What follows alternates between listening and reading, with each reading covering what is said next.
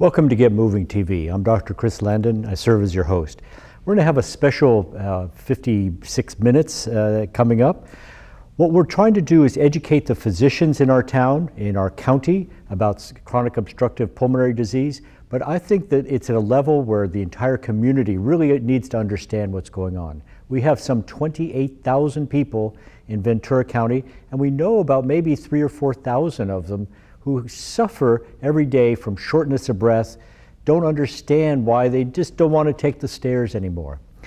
What's come up recently is what's called World COPD Day, or Chronic Obstructive Pulmonary Disease Day, because this is a problem internationally.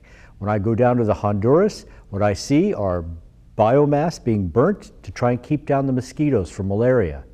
When we look at China, we've got all kinds of new market for tobacco. And with that comes lung cancer and permanent lung disease. So as we start off on World COPD Day, November 19th, what we're going to go over is we really want everyone in the community to learn, not just the physicians. So we're going to talk about what is COPD, what are the risk factors and the symptoms of COPD, what's the pathophysiology. This is a nice long doctor word, but what it means is what is it about the change in your own anatomy that causes these problems? What's the difference between asthma and COPD? Oftentimes I have patients come in my office and they have asthma and they were exposed to smoke years ago and want to know what the difference is. So we're going to talk about that. What are the global strategies in diagnosis, management, and prevention? And finally, how do we diagnose and assess it? So in this first segment, we're going to talk about COPD. Now, it's a common, preventable, and treatable disease. It has persistent airflow limitation, so there's an inability of air to move through your tubes.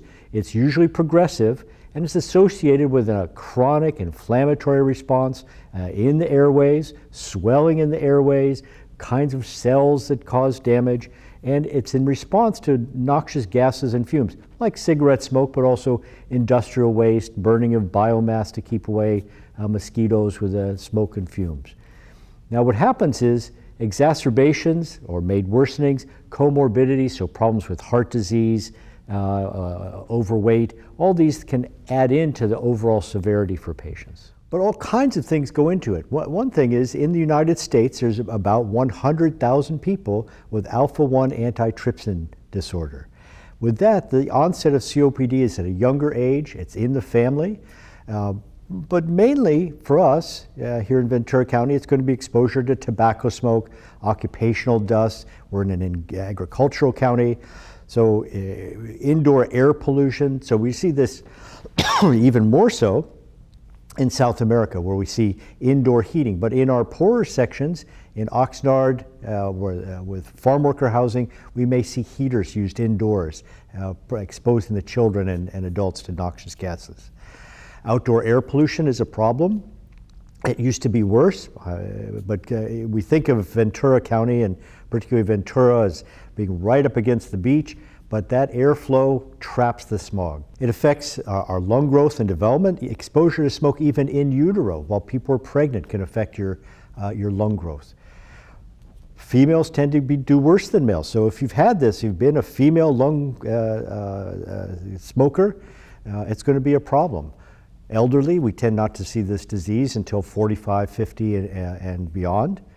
Socioeconomic status, if you don't have access to medical care, and that's really what we're looking to fix, there's a component of asthma as well, and chronic bronchitis, so constantly bringing up yellow, purulent sputum.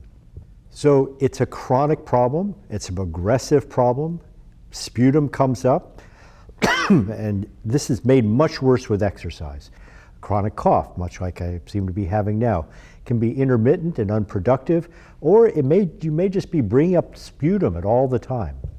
So when we look worldwide, it's the #1 cause of combined morbidity and mortality. People die, but every day their lives are affected by this disease. So it's divided really into two big parts, small airway disease. So as you look at our trachea, it's about the size of your pinky, breaks into 3 big tubes on the right, 3 on the left. Those tubes divide, divide, divide, divide. And if I said divide 28 times, that's how many times your lungs divide.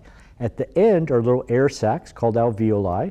And in those, if you can imagine a bunch of grapes, and the stem is hollow, those grapes are little air sacs in there. But what happens with this COPD is there's a breakdown in those grapes. So if you can imagine a little grape, that'll move a lot, you'll move a lot of air, but if it's one big one, it's really hard to get much air through. So what you see here is a normal alveolar wall, or that little grape, that final air sac, compared to what happens in emphysema. So you can see how thick that wall is, how difficult and narrowed that airway is. Asthma is different from COPD. With COPD, you can have asthma, but the kinds of cells that come out are different. There's an allergic cell that comes out in asthma called the mast cell. That's the main effector. Eosinophils, a kind of white blood cell, come out. And also a kind of a response to the body called a CD4 T cell, as well as macrophages. When we compare that to COPD, that's mainly the neutrophils. These are the kind that fight off bacteria, and as they're pumping out hydrogen peroxide into your lungs. So if you've ever smelled hydrogen peroxide, you know that's not the best thing for any tissue. A different kind of cell called the CD8 comes out, and macrophages. Macrophages are running around chewing up the noxious, well, look at an ashtray. You wouldn't lick an ashtray. Well, that's what you're putting into your lungs. The mediators in asthma are different. Histamine is a major mediator. There's what are called the leukotrienes. The LTD4 is a big one, the interleukin 4 and 5. So these, it's a different set of molecules, and the treatment is different. In COPD, it's a more matter of inflammation, the LTDB4, interleukin 8, and so the medications, which are very complex and ultimately expensive, it's different in COPD than asthma. So here we see the air trapping that occurs, so that narrowed airway leads to this expanded airway. So as you inspire, take a breath in, decrease the pressure in your chest, open up the airways, and then out it goes.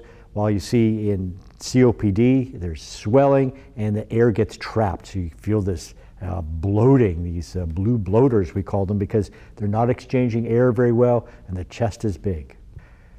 As we look at the global obstructive lung disease measures, we have people who are at risk, people who smoke for 10 years or more, or over the age of 45, and then those who start to have problems, whose air is starting to be restricted, and then finally, as we move along with more destruction from neutrophils and macrophages, finally, those are the people you see who are in the wheelchair and with the oxygen. The other problem is that our body then starts to fight itself off as well. So something called acquired immunity, the T cells and B cells are involved in continued destruction of the lung. So just the key points. So for diagnosis, we really need to ask the question, and you need to go to the doctor when you have these symptoms. Don't stay at home. We have things to make you more comfortable. Those symptoms will be dyspnea, a chronic cough or sputum production, and then exposure to risk factors, industrial or cigarette smoking. Now what we'll be doing is throughout the county, the clinics will be learning how to do spirometry. This is a test in which you take a big breath in and blow it all the way out. And with that, if there's a difference between the amount of air that you can get out in 1 second and your forced vital capacity, that biggest breath in to that biggest breath out, if that ratio is less than 0.7, then we need to do some more complicated pulmonary function. So we really want everyone over the age of 40, pack smoking more than 10 years, to be getting at least this basic screening so that we have an idea of how to attack this particular problem.